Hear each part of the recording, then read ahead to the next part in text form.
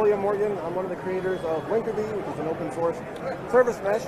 And I'm also the CEO of a company called Buoyant, which helps organizations around the world adopt Linkerd as part of their Kubernetes infrastructure. So what's my day-to-day like? Well, Buoyant is remote first, so physically I'm at home in a home office, staring at a computer screen for hours on end, extremely unhealthy. I would not recommend this lifestyle to anyone. A lot of emails, a lot of chatting with folks on Slack. Our Linkerd community is primarily centered on a Slack channel, slack.linkerd.io. You can go sign up. And so a lot of that is just interacting with those folks, making sure everyone is able to solve their issues, and then kind of all the other administrative stuff that comes with running a company. So you actually come from a technical background. You were one of the original architects of Linkerd, is that fair? That would be overstating it. Twitter had, this was a while ago, but Twitter had just started to go through this transformation from a monolithic Ruby on Rails architecture to what we would now call a cloud-native architecture. Microservices, orchestration, containerization, sort of. Very different from what we do today with Kubernetes and stuff, but kind of operationally very similar. And so the idea for Linkerd early on was we wanted to take the same kind of model that worked really well at Twitter, turn that into something that the rest of the world could use. And when we started working on Linkerd, we actually started with a bunch of the open source code from Twitter. We ended up having to rewrite it for computer reasons, which I'm happy to go into if you want to.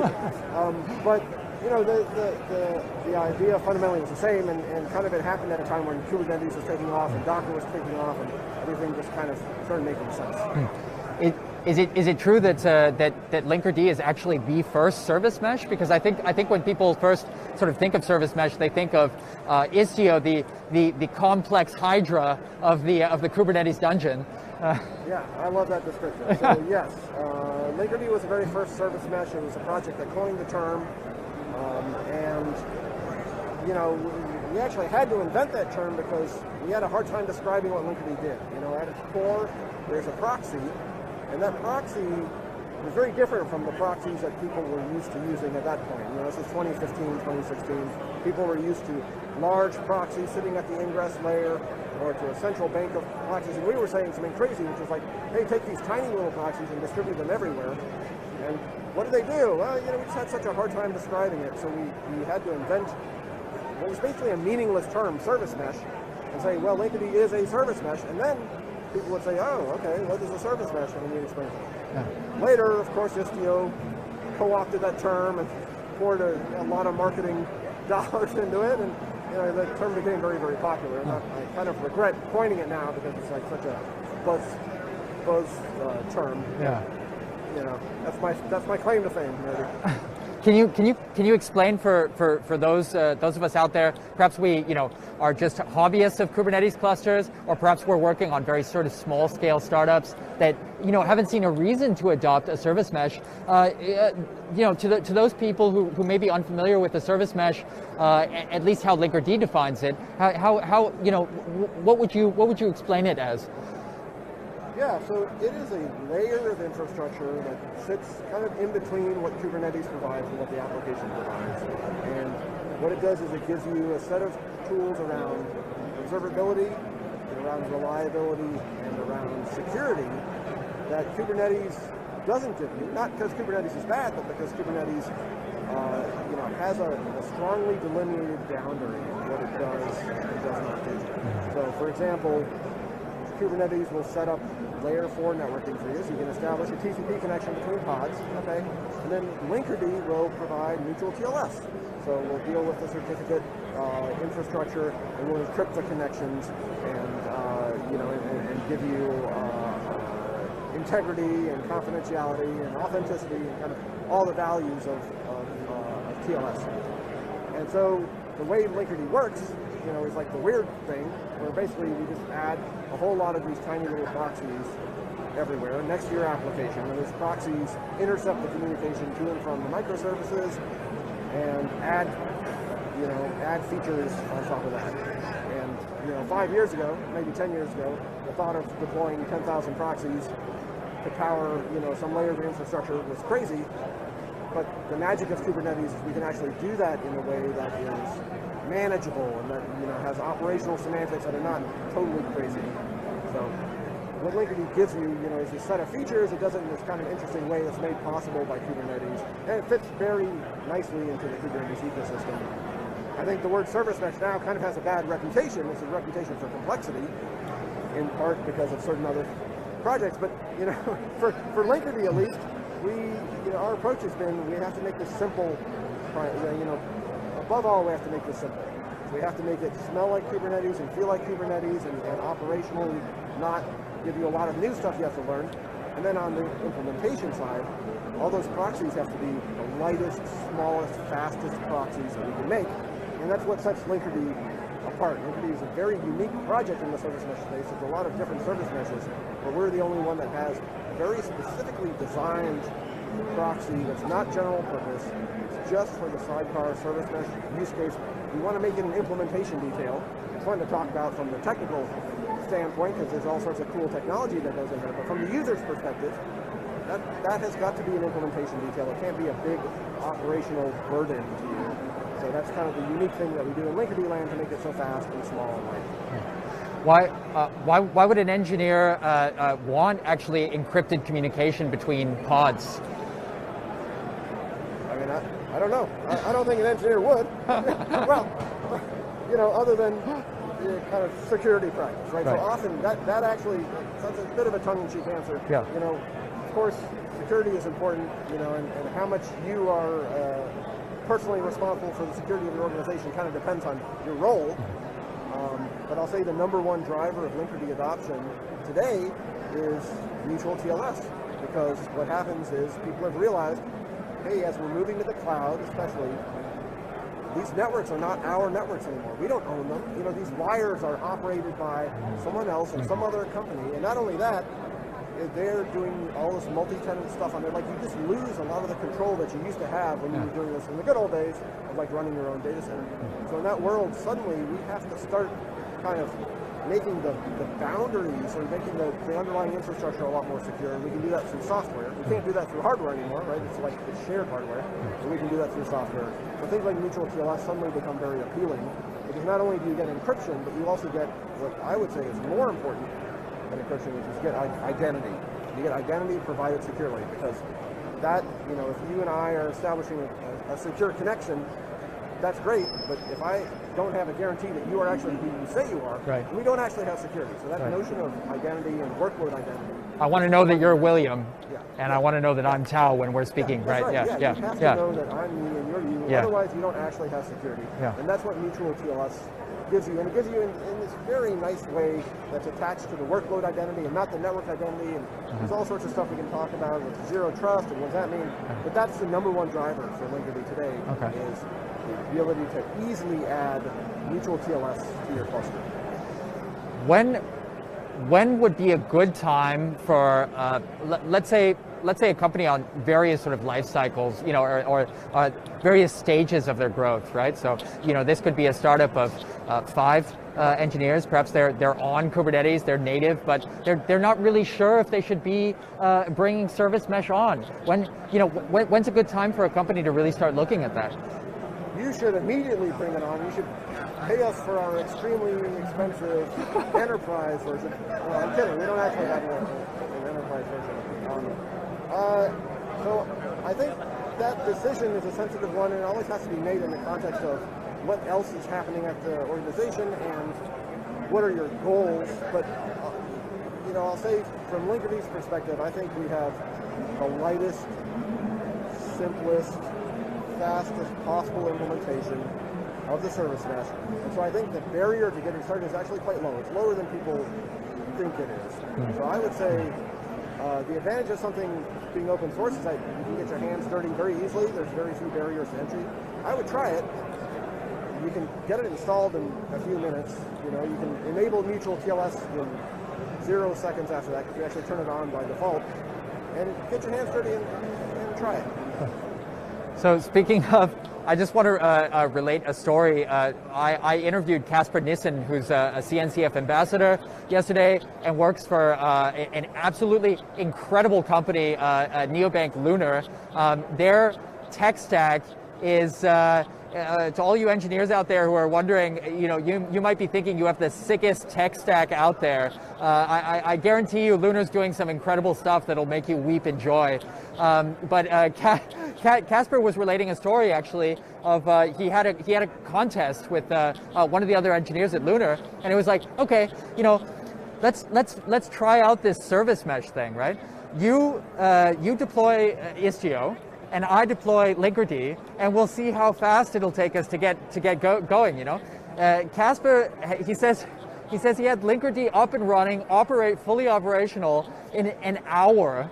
Okay, the other engineer after 2 days was forced to stop because they both agreed they were just wasting too many developer hours on this contest. So I just thought that was kind of funny. If you're thinking that service meshes are these really complex things, and to some extent they are, it's complex technology, but I mean, getting started does not have to be that painful for most. Yeah, that's right. And if you look at, we've written out our design philosophy, and I've spoken a lot about this because, again, this is what makes Linkerd so unique. We focus very heavily on this notion of operational simplicity, which is, and the install experience is great, but you're only doing that once, right? The thing that we really care about is when it's 3 in the morning and you're awake in bed, are you worrying about Linkerd, right? Are you worrying about that thing doing something crazy or not, right? And the answer should be not, right? And so operational simplicity means that Linkerd needs to be observable, so you need to be able to see every part of it. It means it has to be understandable, so you need to know what those parts are, and they need to make sense. And then it has to be predictable. You need to be able to have a mental model of what Linkerd is doing. And if you have those 3 things, then you have an operationally simple system. The technology underneath might still be complex, and when we talk about the cool Rust proxy tech that powers Linkerd proxy, it does get complex, but that complexity is not exposed to the operator, and that's our primary user. And I think we have an obligation to make this something that you as an adopter don't have to live in fear of. Sometimes you have to use a service mesh because there's a requirement to have MPLS. If that's the case, I don't want you feeling like you just signed up for a horrible next couple of years. I want you feeling good about the decision. Yeah. So apart from operational simplicity, what are some other reasons why a developer or perhaps a platform engineer, I should say, an SRE, would want to adopt Linkerd over some of the other service meshes that are out there? What are sort of the star halo features? Well, simplicity is a big one because to me that's the human aspect of this, and that's more important than anything else, at least in my mind. But we also focus very heavily on performance and on resource consumption. So like I said, the way that the service mesh works is we add a sidecar proxy next to every pod in your network. And it's actually a beautiful model. It's a really, really nice model that is enabled. I think this is one of the gifts that Kubernetes gave to the world, is the ability to do this kind of late binding, runtime binding of functionality. Our proxy is written in Rust, your application is written in whatever it is, but we can actually bind these 2 things together at runtime in a way that the application is not, is not even aware of. Right. So the sidecar model is beautiful, but in order to do that, we're deploying tens of thousands of proxies. That only makes sense if those proxies are really, really fast, if they're really, really small, and if they consume a tiny, tiny amount of system resources. We focus very heavily on those characteristics, and that's part of the reason why Linkerd did not adopt Envoy. Envoy is a great project. It powers most other service meshes, but ultimately Envoy is a complex and large program with a big memory footprint, and worse, I would say, a big operational footprint. It's not easy to do that. So we had to spend a lot of time implementing a proxy. It doesn't even have a good name. It's like Linkerd proxy. It's not general purpose, not intended to be used by anyone other than Linkerd. But the payoff, the benefit is really extraordinary. Can we talk a little bit about the paid offering that I believe you're demoing at the booth just next door to ours today? Why might a team be looking to buy in? What are the sort of feature value adds? Tell us a little bit more about that. Yeah, that's right. So, we've got Linkerd, the open source project, and then we also, at Buoyant, we're also building a commercial product called Buoyant Cloud. And it's directly in line with our entire philosophy around Linkerd and operational simplicity. So with Buoyant Cloud, we can actually offer you Linkerd as a service. It's, if I could host Linkerd entirely for you, I would. Right? But unfortunately, the data plane, those proxies, need to sit on your application. It's the way it works. But we can do the next best thing, which is we can give you the ability to treat it as a real utility. So what happens is you can take an existing open source Linkerd deployment, you can add the Buoyant Cloud agent to it, and you can start, number one, you get incredible health checks and metrics and insight into the behavior of what Linkerd is doing, and is there anything you need to worry about, and you can hook that up to PagerDuty or to email or Slack or whatever that is. And number two, we'll also take on what SRE teams call toil. We'll take on the tasks of upgrades, of installs, of data plane upgrades, as well as control plane upgrades, trust anchor rotation, all the things that are part of nurturing, and caring for a live Linkerd deployment. We can actually do that for you. So then you can hand off the operations entirely to Buoyant, and you can treat Linkerd as a utility. And for some customers, that solves everything for them because they don't want to be service mesh experts, and it's not their value add.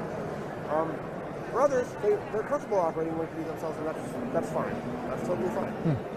Are you only targeting Buoyant Cloud at very large enterprises, or is it for big and small? Yeah, I'd say it's for anyone who wants all the value of a service mesh, but does not want to have service mesh experts on staff or have their engineers have to become service mesh experts. Mm-hmm. And what are some of the coolest sort of use cases you've seen of Linkerd out there in the wild? It could be like really big deployments. It could be just really cool applications of Linkerd that you've seen and might want to share with the audience. Yeah, so one that comes immediately to mind, we have a talk later today here at this very KubeCon. Hey, please give all the details. From the Xbox Cloud Gaming team about how they use Linkerd in a very large deployment, something like 22,000 pods, to secure the system that delivers cloud-based gaming, to customers around the world. That's a really interesting use case that I would never have predicted. Last KubeCon EU, which was all virtual, the Linkerd team actually keynoted on all the ways that Linkerd had been used to address the global COVID-19 pandemic. So we see use cases all over the world from all sorts of companies and organizations doing crazy, crazy things. We're never able to predict what's going to happen next.